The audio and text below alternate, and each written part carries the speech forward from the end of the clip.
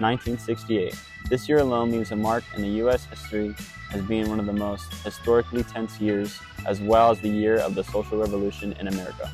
This year was witness to many acts of protest and rebellion, which was a result of the social and political state of the world at the time, from the upsets about the Vietnam War to the Martin Luther King assassination riots.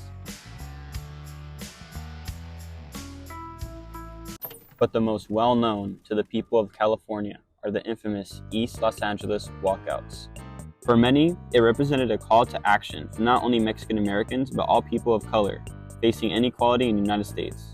The following interviews give the insight how influential the movement was to the future generations. So I was a high school student here at Wilson High School in Northeast LA.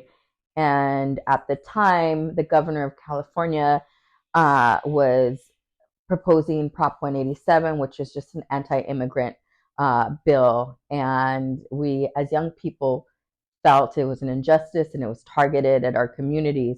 So, not knowing what to do and what kind of power we had, we organized throughout the city and throughout the state actually, and we walked out, right? We walked out and hoping that our voices would be heard, and that people would vote, right? We didn't have the power to vote. I was, I think, 17, maybe 16 at the time, and all we could do is bring awareness, right? And so we walked out. Uh, I became involved here at Wilson High School. We started MECHA, Movimiento Estudiantil Chicano de Aztlán, which was a student organization that was founded in during the Chicano movement, right, in the 1960s. And I didn't know what we were doing is very similar to what they were doing in the 60s, right? I just knew that I was frustrated and it felt like an attack on our people.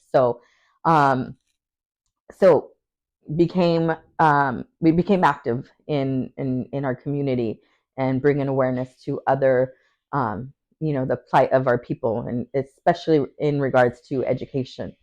I then went to college, San Diego State, and sure enough, more propositions. Prop 209 came.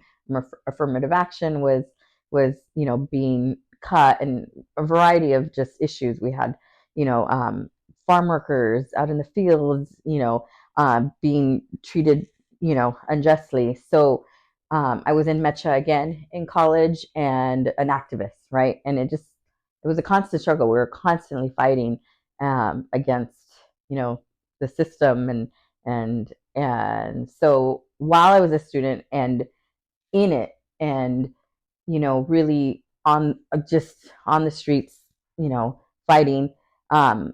In my college coursework, I became a Chicano Studies minor, and I had a full course load of Chicano Studies classes where I learned, like, this is not new, right?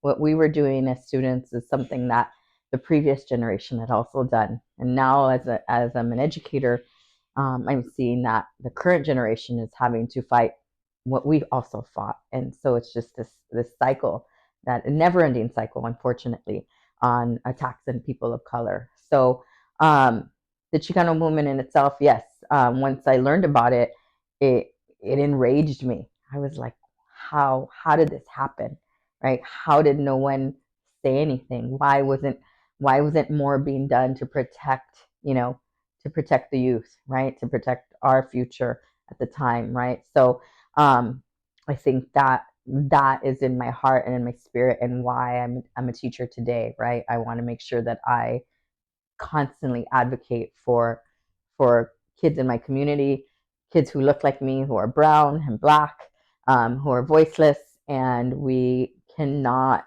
remain silent, right, to injustice. The movement inspired me as a student because at that point I was learning about my roots, and I was learning about like Latino history, and I was starting to really develop my identity, and then the movement kind of like enhanced that. So it got me to get involved in school more, but also like in politics, and also my own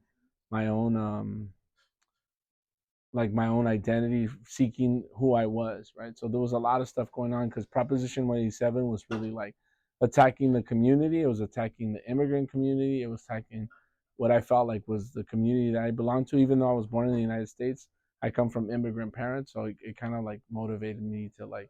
And honestly, like it if it wasn't for that movement, I think it fueled me to go to also seek higher education. So it kind of got me to like want to pursue a higher education because I wanted to improve my community. So it had a huge impact on me. I know as a high school student, feeling these feelings and not knowing what to do and how to raise awareness, right? Using our voice, we collectively organized, right? We had Mecha at our school, and I believe we might have had the help of like some college students who were able to connect us with other students at local high schools who were also, in the same position we were. And so at the time, you know, uh, we were at Wilson, and I know we knew of Franklin High School that was also organizing, right? And so there was these meetings happening after school. So what we would do is we would meet up on Occidental College or USC, different campuses, where the college students would kind of like um, get us together from different high schools. They would get us together and kind of like get us to plan different events. Um, so I remember it was Franklin, it was Wilson, and Belmont, and other high schools where we would sit together and we would plan out kind of like what was our next strategy. And one of the biggest things that we were planning out was there was going to be, we were inspired by 1968, the 1968 walkout. So as schools, we all made decisions on what we were going to do on the day of protest. And so Franklin decided to do a sit-in. We had a rally, but schools like Wilson, Belmont, and other schools around LA, they wanted to do a walkout. We didn't want to do a walkout because we knew like the media was gonna like show like the negative parts, and sure enough, it did. Like when students like threw a student threw a rock at a car, right? And so like that's what the news focused on, and they gave us very little airtime. My mom was one of the leaders of the walkout. She went to Lincoln. My dad was involved too. He went to Cathedral, so he didn't have as much of a leadership role like out in front, but my mom did. So I always kind of knew that as a kid. I didn't know like how special it was until like I would go to school like fourth, fifth grade or whatever, and I'd share it with my friends, and they got really tripped out. They're like, wow, like they didn't really understand like what that was, you know. So then I started noticing, okay, like not everyone's parents like spoke truth to power back in the day, right? So that's when I really started noticing that, oh, this is unique. And then as I got older and my worldview started growing, middle school, high school, then I really learned to like really value it. And also it helped me see injustices, right? Especially with the educational system, because that was like my main identity, was like being a student, you know. And I'm gonna date myself, but early 90s, a lot of conditions in the communities, in our communities, weren't good, right? There's a lot of racism happening, a lot of institutionalized racism, not only in education but also with law enforcement. So so I saw a lot of injustices there as well. You're talking about the 92 riots, and LAPD was off the hook and all that stuff. So all these things were really hand in hand. So I started to like put all that together as a young man. And moreover, what my mom did and what she had shared, and the values that she instilled in my sister and I always understood the importance of speaking truth to power. I experienced like racism. I experienced like racial slurs being tossed at me. I experienced like unequal treatment in small, medium, and large ways, As a high school student, I didn't really know what to do with that because I was facing that like every day, right? So I sort of rebelled, and my grades tanked. I quit basketball after my junior year, and made some really bad decisions, So I kind of got off track for a while, because I was like, well, I'm supposed, like, my parents are telling me this one thing, they raised me with these values, but now they put me in this situation in this school where it's like, it's contradicting that, you know what I mean?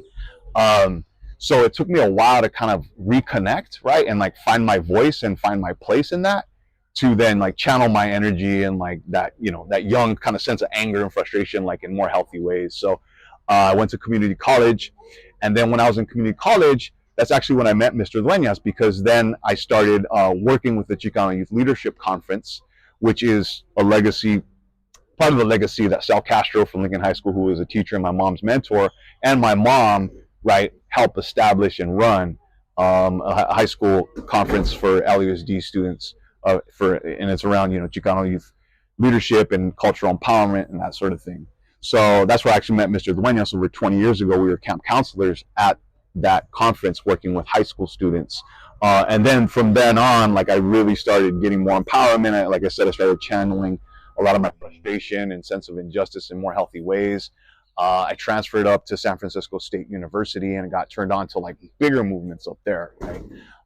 In terms of, you know, justice for African Americans in this country, for Arab Americans in this country, because that was at a time when, you know, Arab, and still like that, unfortunately, but Arab Americans were, you know, profiled and criminalized in a lot of different institutions. So I started to become like kind of more like human rights, right? That was kind of like my growth in that sense. But always knowing like Chicano movement and Chicano empowerment and stuff like that was kind of my jumping off point, you know.